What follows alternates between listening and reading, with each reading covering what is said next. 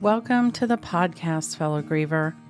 I'm Melissa, your host, and I'm with you on this journey because my own incredible 21-year-old son, Alex, died by suicide on August 7th in 2016. My world was shattered, but slowly, bit by bit, I began the difficult journey of rebuilding a new life, just like you may be doing right now. So know that I see you, because I am you. Thank you so much for being here. It truly means more than I can say. And if you are new to the podcast, please consider listening to the introduction, Meet Me, episode number 1, which is now linked in the show notes starting in late season 6. Listen to know what to expect from the podcast, to learn more about me, and so that you will know all that I offer in my community for support, connection, and healing. If you are not a new listener and haven't listened to this Meet Me episode recently, it's updated and you may learn something new. Every week, we will continue to explore the questions that haunt us, seek the courage to uncover the healing tools within us, and offer the comfort of a community we all need so very much. Come along with me, because this is so very lonely, but we do not have to be alone. Together, let's choose to find meaning and even happiness amid the leftover pieces before us. Welcome to today's episode. Hello, fellow griever, and welcome to today's episode. We are in season 6, episode 42 of the Leftover Pieces Suicide Loss Conversations podcast. And I'm Melissa, your host. Welcome to today, and thank you so much for listening. If you are brand new to the podcast, please make sure you listen to the initial first episode, the about or get to know Melissa. Anyway, it's the introductory episode, and I have re-recorded it very recently. So even though this podcast is over 4.5 years old, I did re-record that recently so that it was up to date and current, and you would know what to expect with the podcast and all things the leftover pieces. So please take a moment. Today, however, we are in for a great treat. We are having a conversation with Blake and Lisa. Lisa is Zachary's mom, and Blake is Zachary's oldest brother. And Zachary died by suicide in 2022. And today, the three of us talk about many things, including, but not limited to, Zach's personal devotion to his family, his job as in the first responder field, and we even talk about his love and dedication to Crocs. Yes, Crocs, those cushy, bright-colored, charm-adorned shoes that we could debate. Are they out? Are they back in? Are they cool? Are they too cool? You know, Crocs. My son Alex actually loved Crocs too. We found that we had a lot of commonalities, as often happens in these conversations with their lost loved one and mine. We talk about Zach's joys and his struggles, and we even talk about things like his love of pizza. We get to talk about all the things they're doing in the ZTC Foundation, the Zachary Taylor Carter Foundation, as well as the things they're doing in their community, some of the amazing community organizations that they have partnered with. And then Mom Lisa also gets to talk about Zach's butterflies that she has created in memory to her son and what that looks like as well. There are so many great things in here for everyone. I look forward to sharing a little bit more specifically about their ZTC Foundation, as well as learning more about Zachary from Blake and Lisa. So let's not wait one more minute. Let's go ahead and dive into this conversation and welcome Blake and Lisa. Welcome, Lisa and Blake, to the podcast. It is my honor to have both of you here as Zach's brother and Zach's mother, but representing your foundation, the ZTC Foundation. And I would like you guys to start by telling your individual lost stories. And in this particular situation, I'm going to leave it to whichever of you would like to start. So I have Blake here. And I have Mom Lisa. Which one of you would like to start by telling your story? Well, I think I drew the short straw here. Okay. Well, the story doesn't get easier to tell. I can tell you that much. That was June 22nd, 2022. My wife and I were just climbing into bed, and my stepdad called me crying. Blake, your mother's going to need you tonight. Your brother took his life. And the world froze. It stopped. And I honestly don't think I breathed until I pulled down their dead end road and saw all the lights outside the house. All the police lights, the ambulance. I think that's the first moment I breathed from the moment I left my front door. And that's a 30-minute drive. From that moment on, I went numb. I bottled my emotions, just trying to stay strong for my mother. I made all those phone calls to family, letting everyone know, don't want to do that again. No one should have to do that. I knew she couldn't. She was in the mindset too. She didn't need to.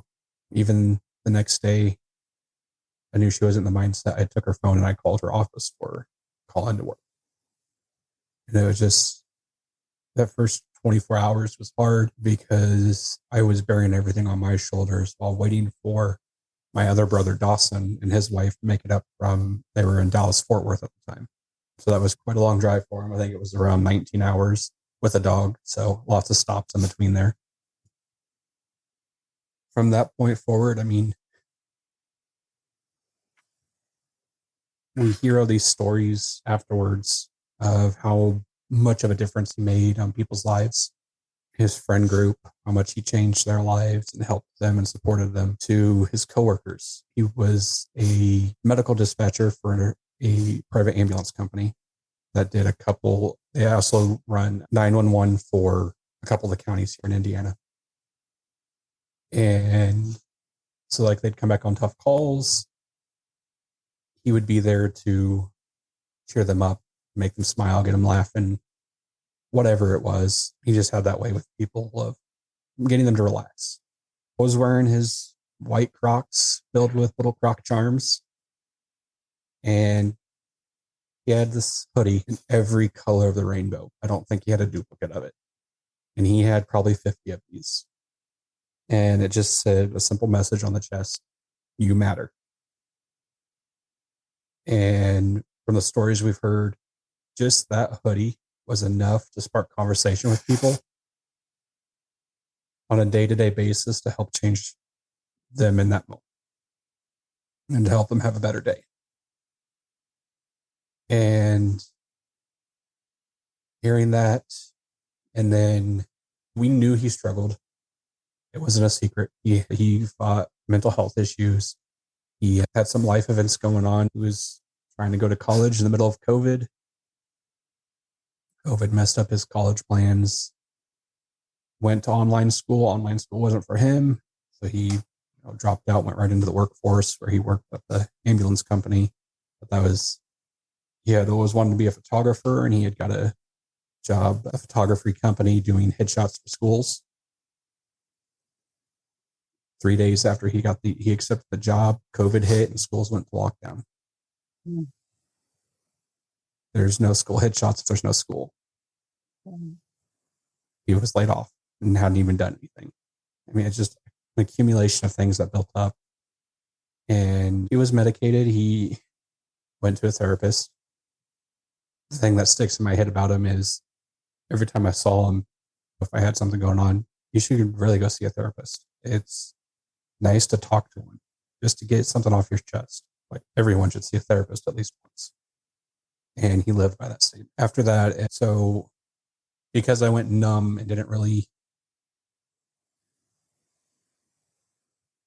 feel and have my emotions, those all just kind of got bottled up, and my mind did what my mind does, and it ran and it raced. And what can I do? What can I do? How can I help? How can he continue living on? And one day I was like, hey, Mom, what do you think about this idea? What if we started a foundation as memory? And the rest is history there. And you must live close to mom and, well, you said 30 minutes, so you do live pretty close. And Yeah. it was the three of you. Mom, you have three boys? Yes, I have three boys. Blake's my oldest. Zach was my youngest. Okay. And then Dawson's in the middle. He's your middle one. Okay. Well, I would love, Blake, first of all, thank you so much. You're right. It never gets easier to tell. It's always hard. So I always appreciate you doing that. As the more we tell it, the more used to telling it we may get, but it still never gets easy to tell. So I really appreciate your vulnerability and being willing to share it so that we can give other people hope. We can make other people feel less lonely. This is such a lonely loss. And so anything we can impart. Yeah, go ahead.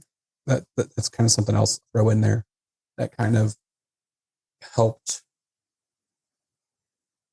spawn my idea of doing something to be able to help. I started looking for resources to help me grieve, to help me process it. And you can go and all day long, you can find stuff for grandparents grieving a grandchild, or a mother or father grieving a son, or a younger sibling grieving an older brother or an older sister, but nothing for an older sibling grieving a younger sibling. And I wanted to be able to, yeah. Our siblings are underserved, period. There's a reason they're called the forgotten mourners. And I wish that reason didn't exist, but it seems to be kind of what happens. And I want to hear your take on that in a little bit, but I want to give Mom the microphone and let her share her story. But thank you so much for starting us off with yours, Blake. Well, for me that night, I was getting ready for bed. We had a nice conversation with Zach the night before. By the time I got home from work, he'd already, I thought, had gone to bed because he got called into work the next day. They worked 12-hour shifts. So I was getting ready to go to bed, and my middle son, Dawson, texted me and said, hey, Zach, his girlfriend hasn't heard from him all day. Is he okay? And so he's texting me from Texas. So I said, well, I think so. He went to bed early. I'll go check on him. So when I got to his door was locked. He never locked his door, especially if he was sleeping. But I knew how to open it. So I opened it up, and I was hollering at him, Zach, are you awake? And all I could see was him hunched over. And so I hollered for Patrick. And I said, Patrick, something's wrong with Zach. He's not responding to me. So my husband came in there, and I left the room then at that time because I thought something was wrong. I reached in to touch him, and I couldn't touch him. I just knew something was wrong. He's not responding to me. So Patrick went in and come back out and said, he's gone. He'd been gone for a few hours. And I just went numb. I don't remember feeling anything. I didn't make any calls. Patrick had to make all the calls. Called my parents. They were like 10 minutes away. My brother, who worked with him at the ambulance place. I mean, they were all there in minutes. He called everybody. And then I said, you need to call Dawson back because he's the one that was, I hadn't even responded to him yet. And they did all the calls. And when Blake got there, he did more calls. And I never called. I was just numb. There was nothing there to find him. That was the worst for a mother. And I had always worried about him. I knew he suffered. He even had a therapy appointment that day. I found out later he didn't go to. But he always did. He took his medicines. He even set his timer to take his medicines on time. But I always worried about him. I just, like said, he suffered some things. His biological dad passed away, cancer. He lost his best friend their senior year in high school in a car wreck. And then his longtime girlfriend of 4 years broke up with him. And I think all that on top of everything just put him over. It was too much for him. Too much for a 21-year-old to handle. But that day,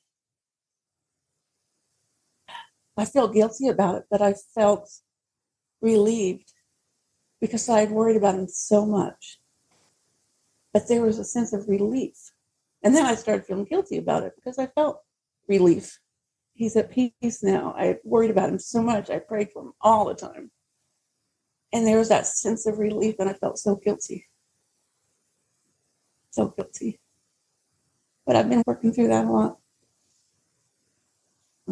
Well, thank you so much for sharing that. I can relate to so much of what you said as a mother myself. Hearing Blake talk makes me think this is kind of a duality thing, because it makes me remember how I felt and responded, and then to think about the roles that my other two children had as well, because I have 3 children also. Alex was my middle child.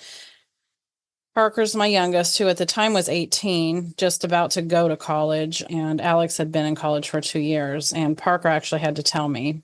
And well, I guess he didn't have to, but he felt like he had to, because he heard and he had just left home. So he knew that as of 10 minutes or so ago, I hadn't known. So when he got the call from the best friend, he felt like he needed to get home and tell me before I heard in some random social media way or something, I guess. And kind of like you, my kids just kind of took over. I don't know if like you, I went numb. I don't remember a whole lot from that day. I remember it was in Parker standing there telling me was emblazoned in my heart and my mind. And then it kind of just went blank. And my husband has filled in different details. He's not my children's father either. So he was really between him and the kids. Thank goodness somebody was able to do something, because like you, I think people took my phone. My daughter proceeded to make all the phone calls. I think I called her, from what I've been told. And see, even now, I don't fully remember, because you don't always revisit these things very often. But from what I remember her telling me, I think I called her, but she didn't understand what I was saying, because I'm sure I was just trying to get something out that made sense. And so somebody Parker or my husband took the phone and told her, and she lived very close. So I almost feel like they appeared out of nowhere instantly, but time I think had stopped for me, as you indicate, like you said, you didn't breathe. You feel like I feel like the same thing was happening for me. I look back at that. It probably took us 20 minutes to get out of the house, and yet that was the quickest and longest 20 minutes ever. And so we went, and yeah, you're numb and you don't know what's going on, and your kids take over. And even the first AFSP walk we did, and 2 months later, just shy of 2 months, 2 months and 5 days short of Alex dying, we were in our first walk. And I always say, Lauren, somebody stood me up, put the shirt on me, and off we went, because I'm the one in my former life who would have planned everything, and I wouldn't have had it in me to plan something like that in the first 2 months after Alex died. But she did all of that, planned it all, organized it all, and we showed up and did a memorial walk for Alex. And I only tell this story because that was the first time I laid eyes on another mother that had experienced this loss. 2 months in, Alex's high school girlfriend that he loved dearly had told me, I need you to meet somebody when we go to the walk. And I had thought, okay, Macy, but I never thought twice about it again, because we're not keeping score like that. And she came and got me and drugged me over, and she said, I need you to meet Tracy. And I said, okay, I'm coming. And I was doing everything I could to avoid eye contact with people, because it was not where I wanted to be. It wasn't I didn't want to be a suicide loss survivor. I didn't want to be a mother wearing white beads. And I could see people's white beads, but I was afraid to make eye contact with anybody. I just wanted to shrink into the ground. I just wanted this to not be true still at 2 months in. And when I met Tracy, I remember looking up at her, and she looked at me, and when we locked eyes, see, it still does this to me, because there was something in that moment that, even though the seed was planted and I didn't know what I was going to do with it someday, I knew the power in that moment of moms being in community together, moms having their hearts see each other. So that was when that seed was planted in me, that I'm going to have to do something to connect moms. But it was just a little seed that I didn't have any idea was going to get watered and cultivated. But that was how early it started, was the power of, and she was 3 years in. And we proceeded to then be connected and have coffee regularly and things. And I credit her for an awful lot of what I couldn't find. She was that for me in the beginning. So it brings me to the place to ask the two of you. I heard you say, Blake, that you just knew something had to be done. Will you share a little bit about that time frame and how once you talked to mom and dad, how that came about of we're going to do this, and how did you decide what the foundation was going to do? Or you can also go back and talk more about the immediate aftermath if you want, as far as what you dealt with before you said we've got to do something. So you just start, Blake, and tell us where your heart is right now and what you want to share. Okay. I'd like to kind of touch back on where you were discussing us picking up everything. Between Dawson and I, we made 98% of the decisions over the next 5 days.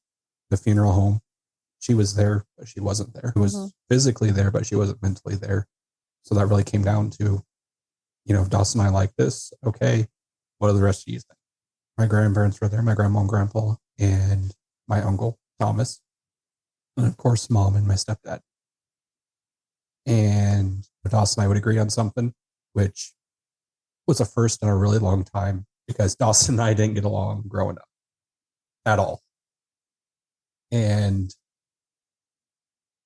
that's something good that has come out of this. We've rekindled our relationship. So we picked the casket we wanted his viewing in. We did do an open casket because the funeral director thought he could make the body look good. So we were able to do an open casket. He looked really great. From there, we went to the flower shop to order flowers. And mom was a florist for 23 years. And grandma owned a flower shop she was in the business 40, 50 years. The only thing they cared about was that it looked good. They knew what florist they wanted to do it. Besides that, I don't know. And Dawson and I went in and we said, we actually took in a pair of Zach's Crocs. And it was a tie-dye pair of Crocs. And we go, this is what we want. Because that was Zach. He was outspoken, never met a stranger. Ever. I remember when we were growing up, mom getting mad at him once because we were at the fairgrounds or an open sheep show or something, and he had disappeared. And she had no idea where he was. He was off under the bleachers with some random kid that he found. Like, they had been best friends for the last 5 years. That was him. So we told them, crazy, right? And we got that. We even went a little over the top. We're like, Zach loved photography. So he had some old camera equipment. The Flores was able to arrange that into the pieces. We had some film. He loved film photography.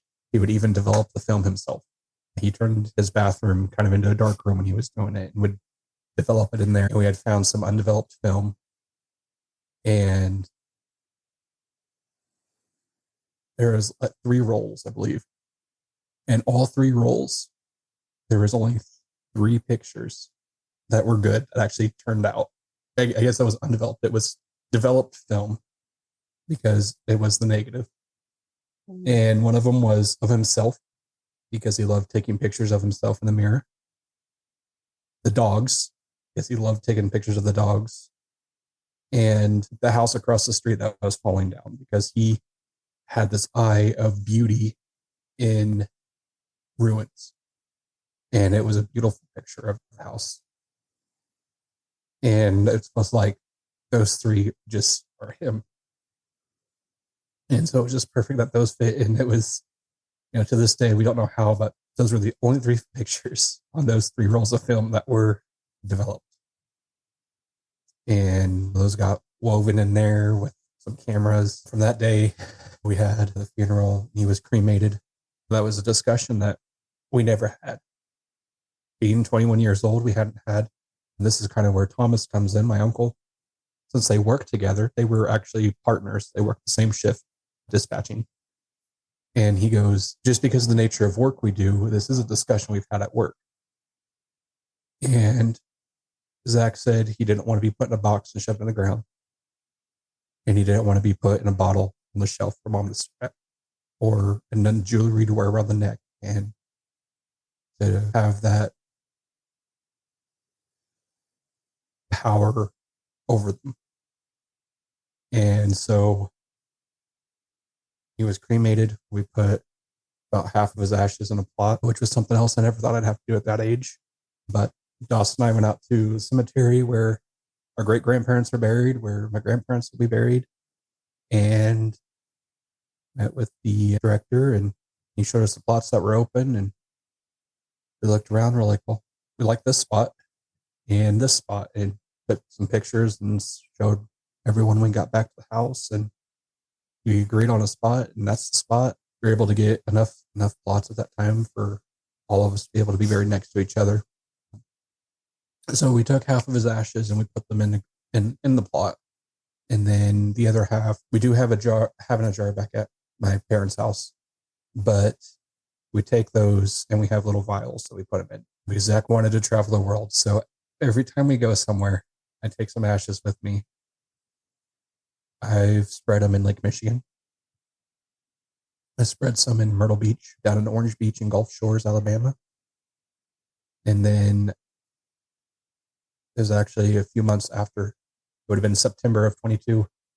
We went to Gatlinburg for our anniversary, my wife and I did. And we went into Cades Cove. And I found this beautiful spot that just drawn me to it. His favorite color was yellow. When we pulled around the corner, there was this patch of probably 150 black butterflies on the ground, and this giant bright yellow one in the middle. And I just knew that was a spot. Pulled off, and I knew I was going to leave some in Cades Cove, so I had looked up the laws. And I have to be so many feet from a roadway, waterway, or structure. So I started counting it off, and just past the limit from the road was this beautiful patch of yellow wildflowers. And so that's where his ashes got spread in Cades Cove. And I hadn't even turned around to look to see how his view was. It is the best view ever. You have the mountains in the background, you have the prairies in the foreground. And we went down there the fall last year, later in the year than we normally do. And it was beautiful. That time of year, it was very beautiful. The leaves changing colors. And we did go of an evening, so we had the sunset in the background. It's a very beautiful place. Glad he's there. Sounds beautiful. Beautiful story, too. Tragic reason, but beautiful story. And it never ceases to amaze me, ever, how much I see similarities when people talk about their loved ones, especially when for some reason they have found leftover pieces in a natural, organic way. To hear you talking about Zach reminds me so much of Alex's personality, even down to Crocs. Yeah. Yes, go ahead. What were you going to say? So this is to the extent that Zach loved Crocs. Everyone knew him by Crocs. He was the photographer at Dawson's wedding. And Thomas has a picture. It's actually a live photo of him taking a picture. And we call it, he's dressed from ankles to neck. He's got a long sleeve dress shirt on, a tie, slacks, and dress socks. And he's wearing his bright white Crocs decked out in Croc charms. So we're looking at pictures, and family pictures were taken like 5 minutes after this picture was taken. And at some point, he changed from his bright white Crocs into his dress shoes and back, and no one saw him. Because in our family pictures, he's wearing his dress shoes. He had him stuck somewhere and he slipped into him and then he ditched him. Yeah. Yeah. But my wife had this idea to make a Croc charm to have at his service. And even on social media, we started hashtag Crocs for Zach. And So she created, I've got this on my hat here. I'm going to try and show you this little design, the awareness ribbon with wings. And it says Zach on the purple. And she drew that by hand. And then we were trying to figure out how to make them into Crocs in the next 3 days, or into Croc charms. So I call up his boss because I'm really close with with his boss, and Thomas was really close with the boss. And I'm like, hey, I know you've got a Glowforge. Could you cut out like 300 quarter-sized pieces if I send you the file? Oh yeah, absolutely. And then you went, would you need them by Monday? This is Friday night. Thursday. Friday night. Yeah, Friday night. And she's like, yeah, I'll get started on them now. And she didn't charge us anything for them. She said it gave a purpose for her scraps of wood. Otherwise, they're going to become fire starter. So his funeral's Tuesday. Monday night, my wife, Lindsay, myself, Dawson, and his wife, Allison, are sitting in the living room at Mom's house. Lindsay wanted to color the ribbon. She's like, I want to color the ribbon and do the outline. We're like, okay, you can do that. So she would do the outline in black and color the ribbon and hand it to Allison. Allison would color in the wings, hand it to Dawson. Dawson would put glue on it and put the little Crocs stopper on it, and I'd hold it. And we just did that. All 300 of these in like 2 hours. And wow. So we had them at a service, and 90% of the people who showed up were wearing Crocs or knockoff Crocs. Yeah, knockoff Crocs count in a pinch, right? In a pinch. Yes. We got my grandpa into Crocs. I had a pair that didn't fit me anymore. That was actually given to me, and it didn't fit me, and they were a perfect size for him. I think he sleeps in them. I have not seen that man take them off since. We got Patrick into them. We went and bought him a pair. Even the minister that did the service went out the night before and bought a pair of Crocs. And he's like, during service, he even made the comment, he's like, I've never worn Crocs. I've always made fun of Crocs. I always said I'd never be caught dead in Crocs. But for Zach, I'll wear Crocs. And I love Crocs. It's one of those things when people put them on, they're like, okay, maybe I understand now. Yeah. Absolutely. And he had a collection of them. He had the white ones, he had his multicolored ones, he had black ones, yellow ones. And they all had different Croc charms on them. And I think he did that so it paired with his You Matter hoodies. Yeah. So he always had a pair to go to match. It sounds like it. Yeah, Alex's were orange, and he would say he had several pairs also, but the orange ones were the ones we couldn't get him out of. And so that was a thing. And the power couple of blue and orange showed up frequently in those years because the Royals are the Kansas City baseball team. And so he had a lot of Royals baseball shirts. And I think that's why the blue was his favorite color. And so he'd have those blue shirts on and those bright orange Crocs and white socks and just be rocking it. And his brother and sister would both go, seriously, dude, you got to stop with the Crocs and socks. You're killing us. And he's like, but they're so comfortable. And yeah, but I love the Croc charm thing. Good on you. That's an amazing idea. And thank you for sharing the story about where you spread his ashes, because I find that so meaningful. So it feels there's a lot of crossovers in our stories, and that it used to surprise me a lot more than it does now. But now I feel like our children are probably the reason we're connected. In this case, your brother and my son are probably the reason that we're connected, because they sound an awful lot alike. And so they probably are making great mischief on the other side and wearing Crocs, no doubt. So I would go ahead, jump in. His birthday was Valentine's Day. He would have turned 24. And I wrote a little poem for his birthday. And in it, I'm looking for the line here. So he loved cooking and he loved his Crocs and photography. That was him. And so I imagine you in heaven's kitchen, creating something new, those pristine Crocs pouting softly as you move on through. Jesus at your table wearing one of your spare hoodies too, both sharing that message, everyone matters through and through. Hey, Zach, have you gotten Jesus to wear Crocs yet? I bet you're working on it. That's the safest bet. Maybe start him with the classics, your white like yours, before showing him your rainbow collection behind heaven's doors. I love that. Such an incredible way to honor him and show his legacy by all these things, which does lead me to talk about ZTC. And you kind of gave the initial, like, we decided to do this because you weren't finding all the places. But when you started to flesh it out, how did that go? I don't know. I just had all these thoughts come flowing in, and it's just like, Zach and I were really close. We were best friends. He was the best man in my wedding. We did a lot together. Came to me when he needed help with things. I came to him when I needed help with things.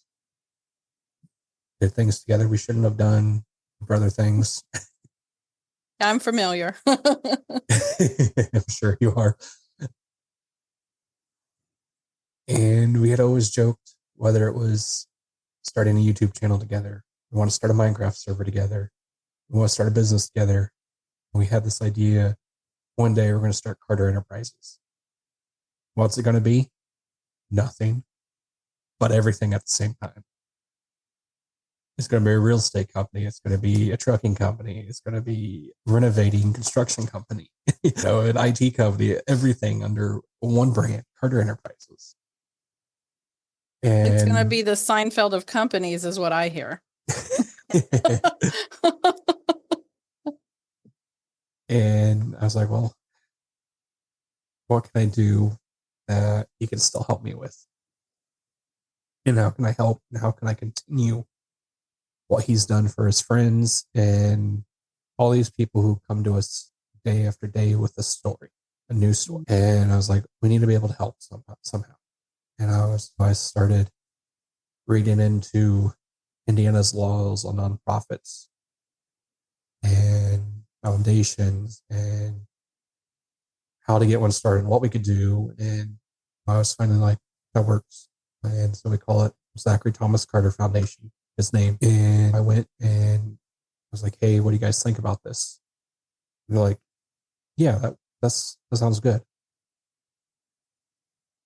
And kind of told them my ideas, like how to help, what we could do in the community.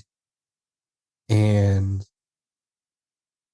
so we filed our incorporation paperwork and we officially incorporated in the state of Indiana as Zachary Thomas Carter Foundation Incorporated on February 14th, 2023. His 22nd birthday. Did that happen accidentally? I shouldn't say the word accidentally. I put that in air quotes, but did you intend for that, or was that just the way it worked out? No, that was what I call a Zach wink. That's what I call him. Say that again. You call that a Zachning? A Zach wink. A Zach wink. W-I-N-K. Okay. A Zach wink. I love that. A Zach wink. Yes, it was. Right. So it wasn't something that happens. Yeah, something that happens that there's no other explanation for it. Other than the obvious, which is it was a wink from Zach. Exactly. Yep. So the next part's the hard part is getting your 501c3. Anyone can go and get incorporated. You can't just go and get your 501c3. It takes months of paperwork. And we're out of tax season, behind, IRS is behind. Like, all right, this is going to be like an 18-month process, which everything online is like, they're like, plan on 18 months to 24 months. So like, all right, well, so we get our accountant involved.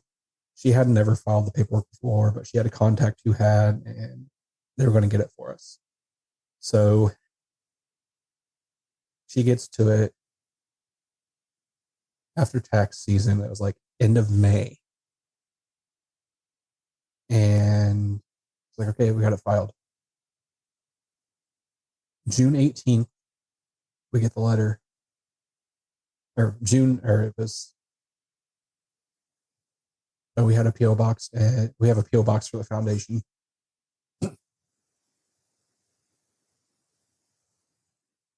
So we have a PO box for the foundation, and I was checking it maybe once a week or every other week. And so it was early July. I check it, and we've got IRS paperwork in there. Stamp June 18th.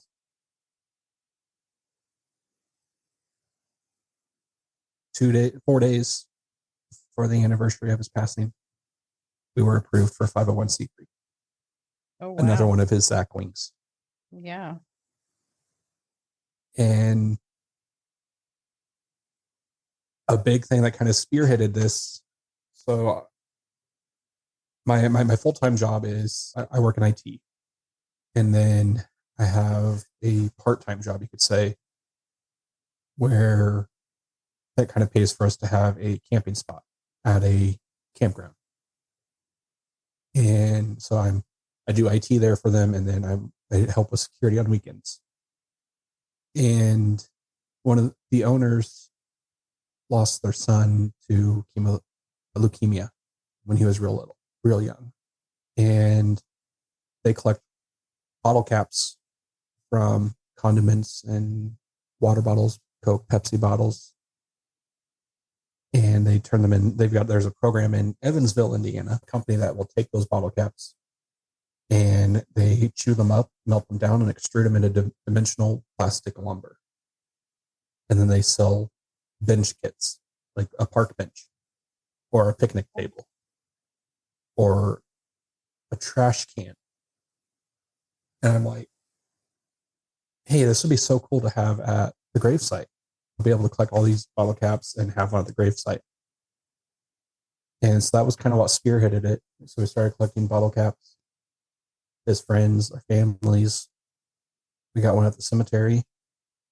Had a middle school who found out through his boss's daughter. They have an extracurricular program they call the A-Team. And they go out and they help out in the community. And they raise funds, and all their funds they donate to nonprofits to give back to the community. So it's like community service focus. And these middle schoolers took it upon themselves that they wanted to raise the money and the bottle caps for 2 benches. And they did that. So we got the one for the cemetery. We got 2 for the middle school. The 3 benches all have a plaque on it that had a positive message on it. And then from there, I was like, do you think we can get 12 within the next year? And that started one of our first initiatives of the foundation, Zach's Buddy Benches. And so our high school Spanish club sponsored 2 benches. We have bottle caps coming in left and right. So we start reaching out for donations to sponsor them, and they want to do 2. So they get 2, and we do a dedication ceremony out at the high school and put them in between the gyms. See, a lot of the bottle caps that we get come from a local American Legion. They were saving for another program, and then that program stopped taking them. So they have the 2 trash toters they have behind the building that the members throw bags of caps in, and they fill up once a week. Oh, wow. So once a week, my uncle makes a trip up to go get them, fills the bed of his pickup truck with plastic caps, and my grandma and her sisters wash them.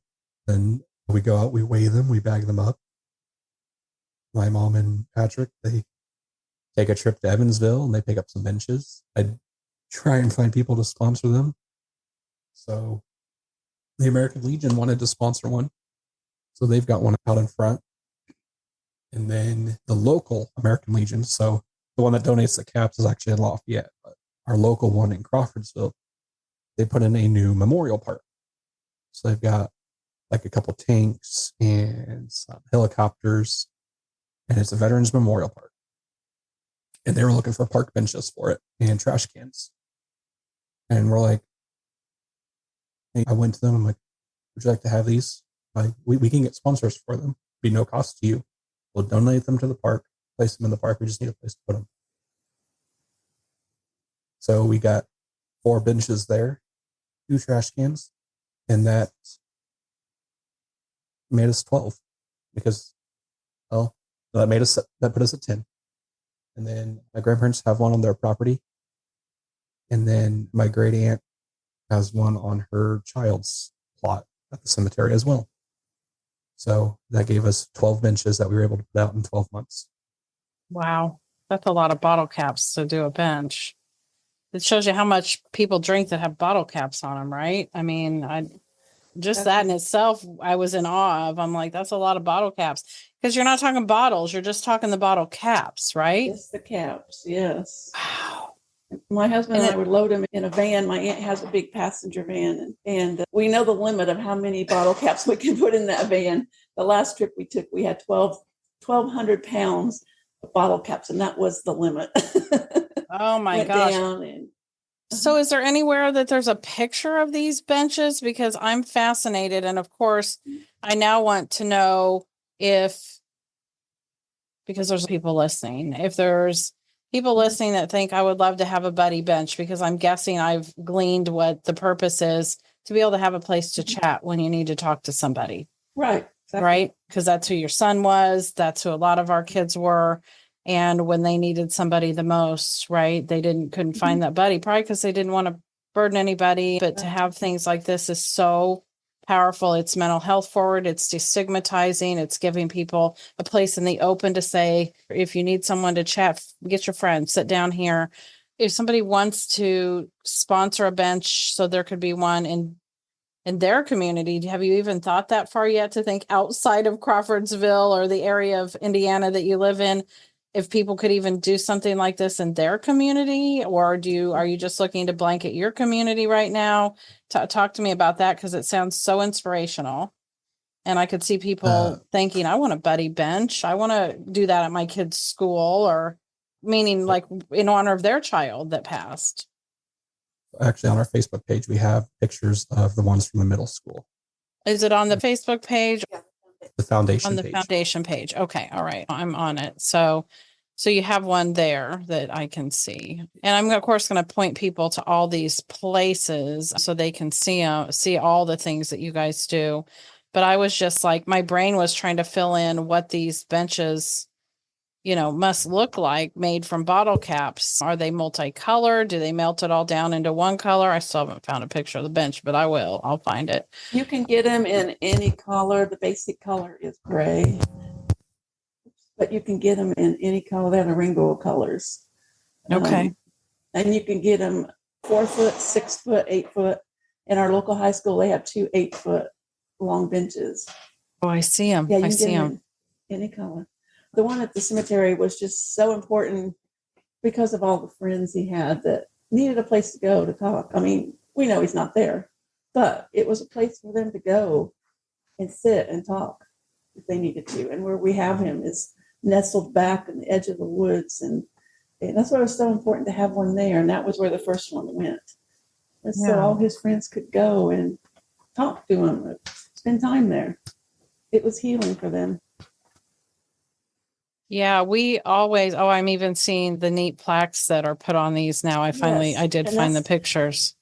Those are done from a trophy shop in the local community there. And she donates all of the plaques. We just tell her what we want on them.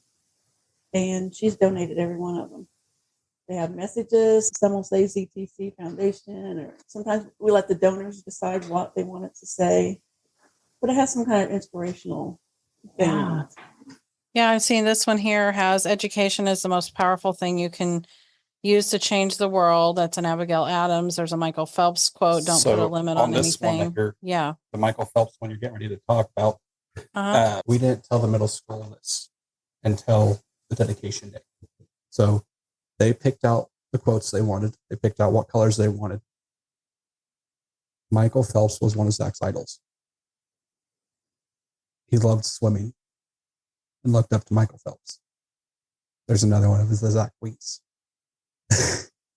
Yeah, absolutely. Because not random, you can't make this stuff up, right? I mean, how incredible. How incredible. So these all look like they're mostly gray, but you're saying people can get them in any color. So if to answer that question, people would just need to start their own initiative, or is there something that they could do to support the ZTC Foundation that would be related to the bench project? So anyone local, if you've got a place in mind where you would like one placed, we can get one in place.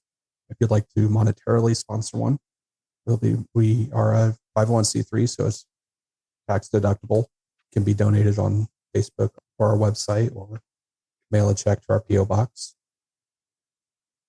One of my stepdad's sister-in-law, she recently lost her husband to suicide as well, lives in Florida, and about once a month she sends mom a box of bottle caps. She pays $20 in postage for it to get up here, but she's making her little difference and it helps her. Yeah, all these things can be, the smallest things can really matter to people, to be involved, which is part of what I love that the foundation stands for. You see on here your 4 blocks that are so we find and fund things, we provide care, we educate, we empower. And I want Mom to talk about Zach's butterflies, if it's appropriate for Mom to talk about it versus you. Zach's butterflies is 100%. She started it. She runs it. That is hers. We've just pushed her. So, well, I will segue when you're ready, but if you're ready, I'd love to hear her talk about Zach's butterflies. Absolutely. Yeah, well, I started this in, probably November, December after he passed in 22. Just keep my mind busy at nighttime, sitting there at night, watching TV. I wasn't really watching TV. My mind was running, racing, going through the details of things that happened. I needed something. And I was aimlessly flipping through Facebook, and I started seeing these random acts of kindness that people do. And I was like, what could I do? I started flipping through things. Well, come about that Blake and Lindsay, his wife, were always seeing butterflies. When they got cemetery, they'd see butterflies. When on vacation, they saw all these butterflies. I thought, why not a butterfly? That wouldn't be hard to make. So I looked up a pattern and I started making them. And by January 14th, middle of January, I had enough to start leaving out. I had about 100.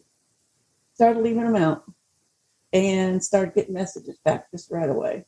Because they can go right onto the zachsbutterfly.org. They can leave me a message where they found them, how it made them feel.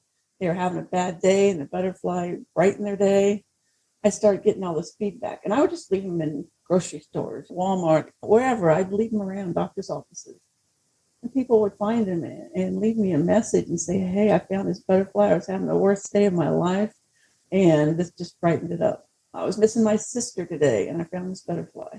Different things like that. And reading those messages, it just kept me going and going. And the word got out about me making them, and people started donating yarn. I'd have yarn dropped off at my doorstep, or people would bring me bags of it. And just, it was overwhelming. And just, I started coordinating all this yarn into totes and color coordinated. So I see what I had. And everyone's different and unique. And I put a little magnet on the back. And so you can hang it on a fridge, or a kid can hang it in a locker at school. And the little message. I've changed the message 3 times now, but it's just a little message of encouragement, letting people know they matter, letting them know there's somebody there that is willing to listen. I'm willing to listen. And it has access to our foundation page and the butterfly page where they can go get resources, reach out to us if they need. We can get them resources that they need. It's just helped me a lot. I've been home these last 3 weeks because I had surgery on my foot, and just in the last 3 weeks, I crocheted over 300. But I'm up to over 6,000 to date. 6,000 butterflies. Oh, so wow. It just helps me. It's just something that really helps me to read those comments and know I made a little bit of difference in that person's life. Maybe I kept them from making a bad decision. One of the messages was, I went into the liquor store because I was having a bad day and I found this butterfly. And I don't think I'm going to drink so much tonight. It's just little things like that. And I'm like, okay, I made a difference. It just helps me a lot. And I just keep doing it as long as I can. And we give them out. We've been in parades and things, and we give them out at parades and all kinds of things. So if you're on the Zach's Butterfly page, it's the Facebook. No, it's a page. I'm on the page. I know you have a Facebook page for it also. Is there a place on here that I know there's the Found a Butterfly place, but is there a place where any of the mess? Oh, yes, it opens up. That hadn't opened up for me tomorrow or earlier when I was looking. So there is a place where people, when I first opened it, for some reason that comment, so you can see what people write. That's so inspirational. It goes all the way back to the first day I left in 23. There's pages and pages of messages. And sometimes I go back and read them because that's just what helps me to know, hey, I made a difference here. Oh, I love this. I'm going to spend some time after we're off and read through them, because even seeing the different places that they've been has to be inspirational. And y'all that are listening, I now have a couple dozen butterflies to leave myself. So your map will be expanding. And I'm sure you've had them found all over, but I wonder if you've had any in Puerto Rico yet. Yes. We have them in all 50 states, 11 or 12 countries and territories. So yeah, we've got them all over. And if you're going somewhere on vacation, get you a few and take them with you. And even if we already have them in that area, we have them in Canada, and we've got them everywhere. We've got them in Jamaica. Can't think of all of them off the top of my head. So if somebody wanted, okay, so then Mom, I'm going to hit you up for the same thing. If somebody's listening and thinks, I wish I could spread some butterflies to spread some love in my community, can they make a donation and pay for shipping to get some? Or how can they get Zach's butterflies? Yeah, sure. They can contact me and I can get Reach them out. some. If anybody wants to help, they can either donate monetary money to go purchase more supplies or buy yarn and send it. Or yes, I've also So they can just contact you. Yes, I've also had requests for the pattern that they want to crochet them themselves and get them out. So I send them the pattern. That's a great idea. They can, or if they want to make them themselves, because like you, it's something they're doing. I have several moms in my community that crochet Peyton's Heart Projects. And now if they listen to this, you may get some butterfly crocheters as well, because like you, it sounds like I especially have a friend that if she's listening from her island, way north of where my island is, she's clear up north off of Canada, she may be like, oh, butterflies. So she's I'm going to have a box of butterflies and a box of hearts pretty soon to spread a little bit of love and kindness, because I'm a big believer in the smallest things can make a difference in our life and can really make us remember that at that moment, we may need just something to remind us we matter, kind of like what Zach's sweatshirt would say, right? And it's that way of carrying that you matter forward. So I love that. I love it so much. Yeah, go ahead. I want to jump in here and say our first state outside of Indiana that we got them to was a lady had found one at a gas station, and she reached out to us on Facebook. Hey, I'd love to send some of these to my son in Alaska. Their community's going through a really hard time right now. So we boxed up a bunch, gave them to her, and she mailed them off to Alaska. Actually, our first event that we went to, I had reached out to the Indianapolis Fire hockey team. Zach loved hockey. It was his first semi-professional hockey team he went and watched.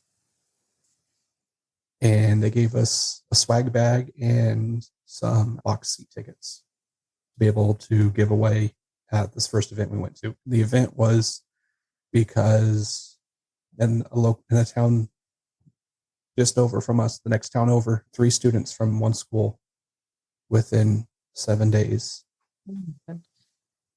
They were 6th graders. And it was because of bullying. And so it was a stop bullying campaign, and we set up there on the street, and we had Zach's hockey goal out on the street and a hockey puck and a left-handed hockey stick. He was left-handed, and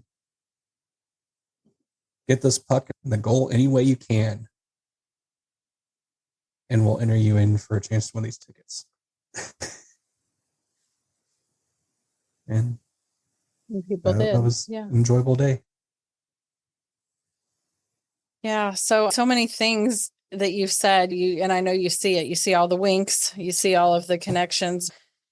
It takes a while, and you may not be completely there yet. So I say that with the utmost respect and compassion for the fact that you guys are in year 3 versus where I'm at in year 9.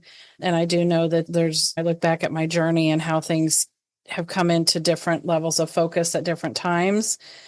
But you and Zach always planned on having a company together. This wasn't what you wanted. This wasn't how you wanted to have a company together, but you are working together for the best good. And on some level, I'm sure sometime, if you haven't already, you'll come to realize that this was probably the path. It wasn't the one you wanted, but we don't get to choose the path, right? The path is chosen for us. So whatever our belief system is, most of us believe there's something beyond us, and Really? that there is something to be said for the path that's laid out for us.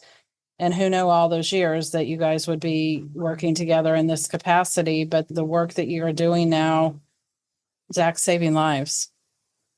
You're saving Yes, lives. and I know he's with us every step we make. Indiana is a little strict on how they handle the board for a nonprofit. You have to be able to beat a quorum, and you cannot be non-linear relationship. So we had to finagle around that a little bit. It's all legal, all by the books. So I am the president chairman of the board. Dawson is the vice president and vice chair. So together we count as one vote. Our stepdad, Patrick, is not of blood linear relationship, so he does not count. So he is his own vote. Our uncle Thomas is not first generational blood linear relationship. So he's our third vote. So we were able to make it go around so we could get started and do what we wanted, but we know to be able to continue this and grow it bigger, we have to reach outside of us. We can't do this forever by ourselves. I don't think any of us can. That's absolutely the sad, tragic beauty in what we're doing is this connection and collaboration really matters. Getting the word out matters. We've quickly learned that it's not trying to do everything together or all at once, trying to combine it all under one umbrella. It's helping direct people to resources that are already there and filling in spots that need help, because it takes an army, and we're just a soldier in this army. Yeah. One thing we did do was we did decide that we all wanted to be QPR certified. So that's question, persuade, refer.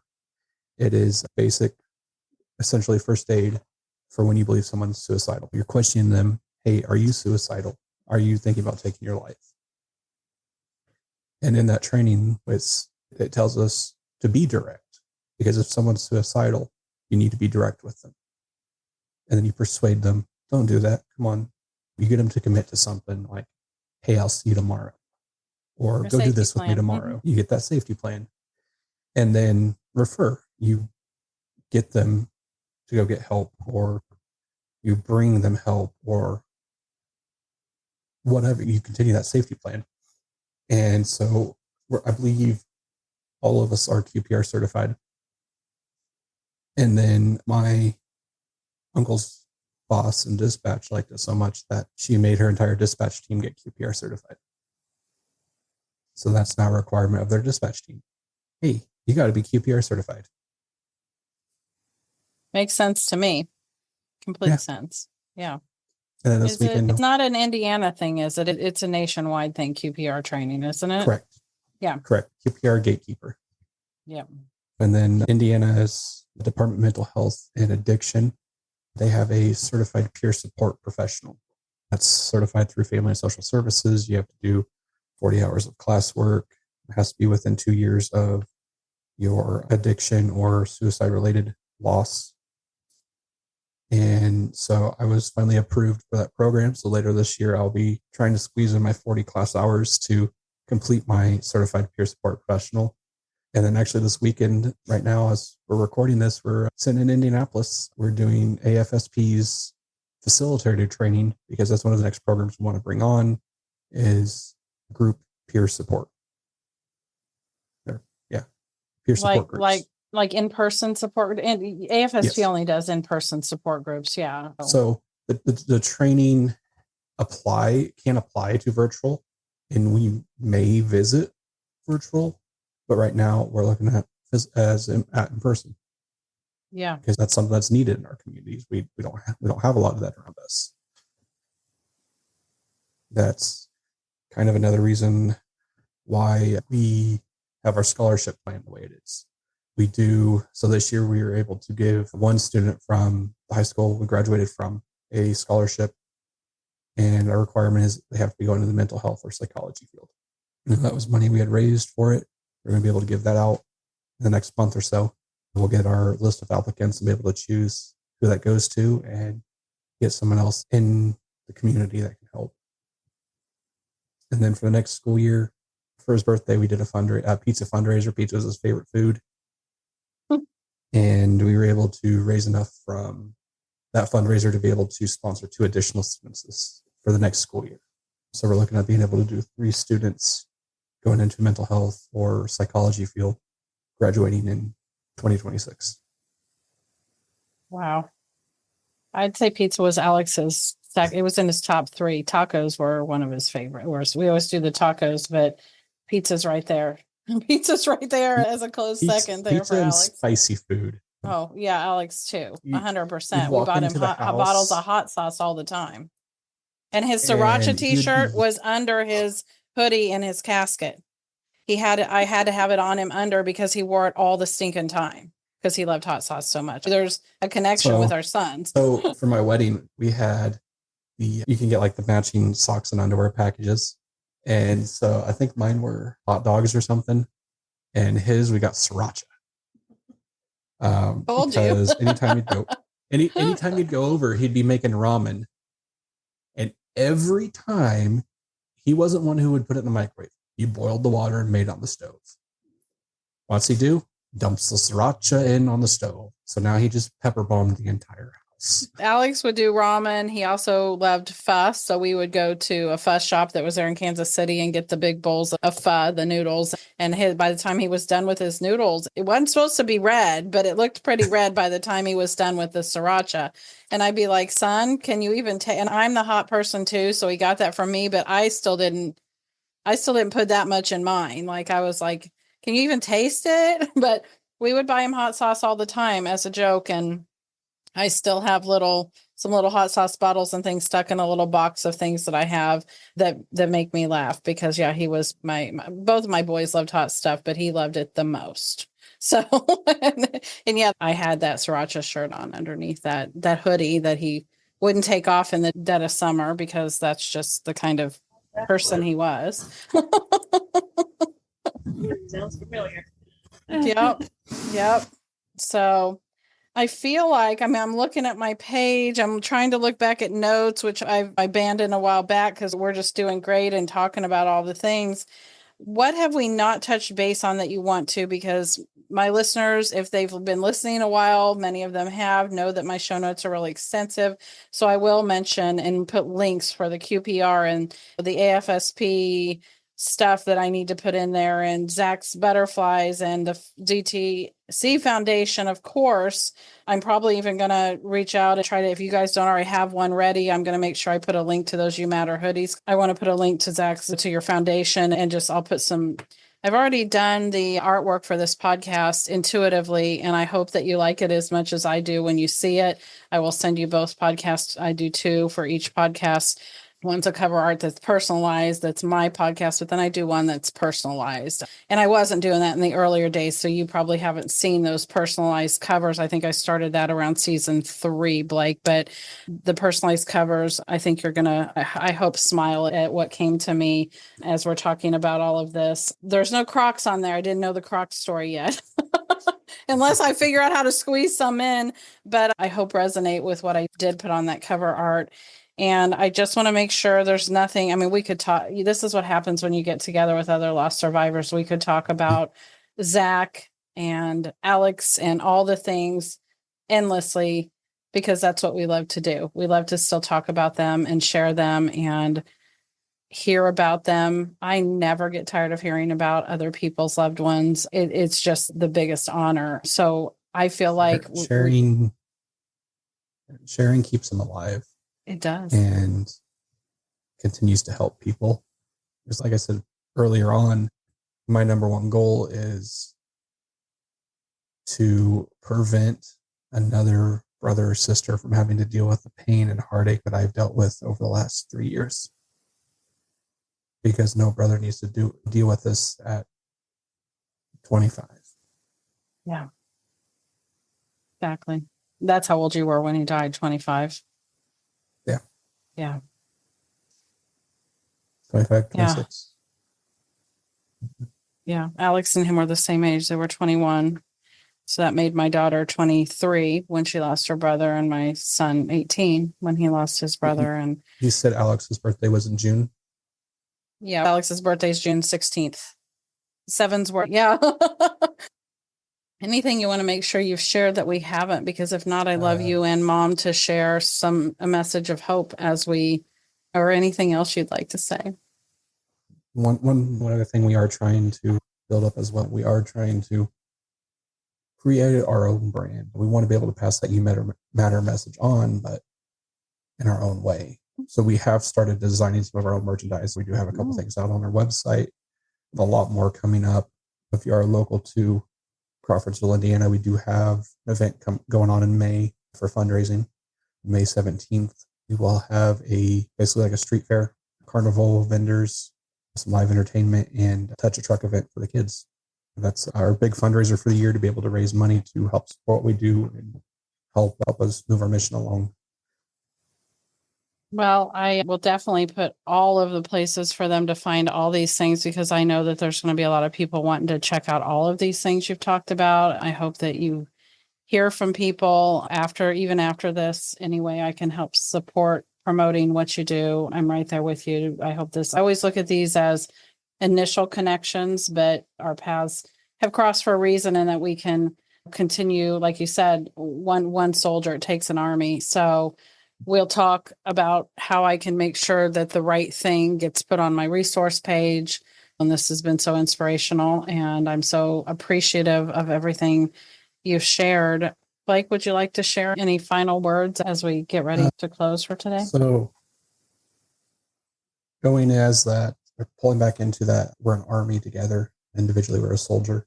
I do kind of want to shout out one of our partners that we've worked with. They lost their son to suicide at 21. His birthday was in February as well. They have started an app specific for the state of Indiana called Ankits Hope. Called what? Say that again. You cut out. Ankits Hope. ANKIT. Ankits Hope. Okay. And on it, so what they're trying to do is they're trying to get that into school corporations as a mental health resource for students. And in there, you can go and you can take your PHQ-9 test. None of that information gets stored. There's no cookies, no tracking. It's all 100% privatized. And then it's also got every county in the state of Indiana and what resources are available in that county. Okay.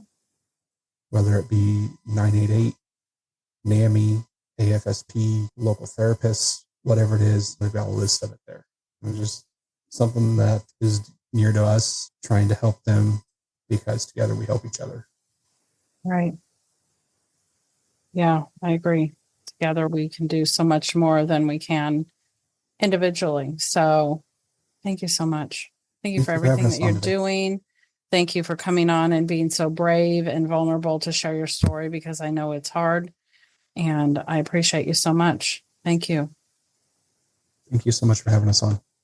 You're welcome. I hope that we'll talk soon, and who knows, we can revisit this again in a year or a year and a half, whenever you're ready to talk about where ZTC is now, or who knows, but I feel like our paths are crossed for a reason. So thank you guys. And until we do talk again, I hope we talk soon. Bye. So thank you for joining me today, Grievers. If today's episode resonated with you, please consider subscribing to get weekly updates when I drop new episodes. And please take a moment to rate and review the podcast with 5 stars, especially on Apple Podcasts. Your support helps so much, because it's how others are able to find the podcast and this community. Remember, though it may feel impossible now, hope and healing are within reach. I invite you to connect further by visiting my website, theleftoverpieces.com, where you'll find support, legacy options, retreats, resources, online Zoom groups, and so much more. Together, we can navigate this journey of healing. We can put our hearts our leftover pieces back together. And as they say here in Puerto Rico, poco a poco, juntas podemos. Little by little, together we can. Take care and talk soon.